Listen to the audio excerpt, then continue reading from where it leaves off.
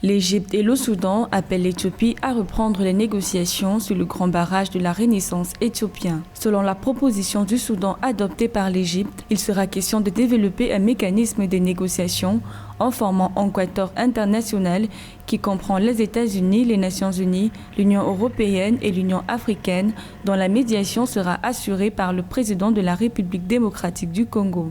Ainsi, l'Éthiopie est appelée à faire partie de ces négociations afin de parvenir à un accord qui mettrait fin à des années de conflit entre les trois pays.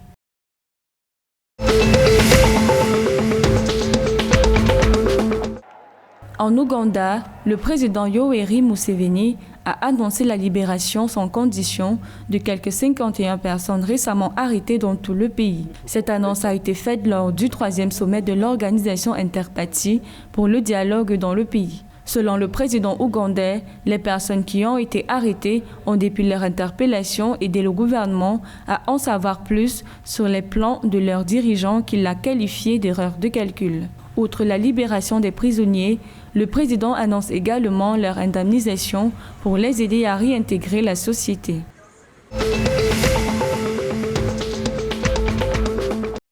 Le mouvement Al-Shabaab a libéré 400 prisonniers en Somalie, tandis que 4 personnes ont été tuées au cours de l'opération. L'attaque a eu lieu dans la prison centrale de Bosaso, dans l'état du Puntland, dans le nord de la Somalie. La prison centrale de Bosaso contient un certain nombre de prisonniers, dont des condamnés pour terrorisme ayant des liens avec le mouvement Al-Shabaab. Depuis des années, les autorités somaliennes mènent une guerre contre le mouvement Al-Shabaab, un mouvement armé idéologiquement affilié à Al-Qaïda.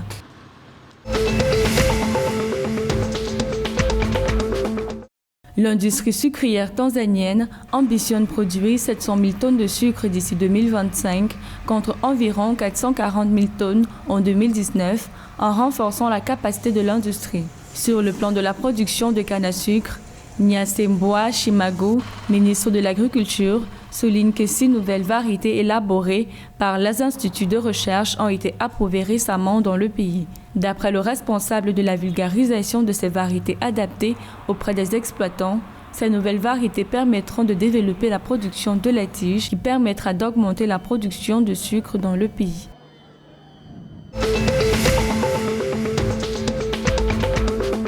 Au Kenya, selon les récentes données du Directoire de l'horticulture, les revenus d'exportation ont atteint 148 milliards de shillings contre 143 milliards de shillings un an plus tôt. Cette hausse des recettes a été portée par le segment des fruits qui a augmenté ses volumes ainsi que ses recettes avec le regain de la demande en Europe.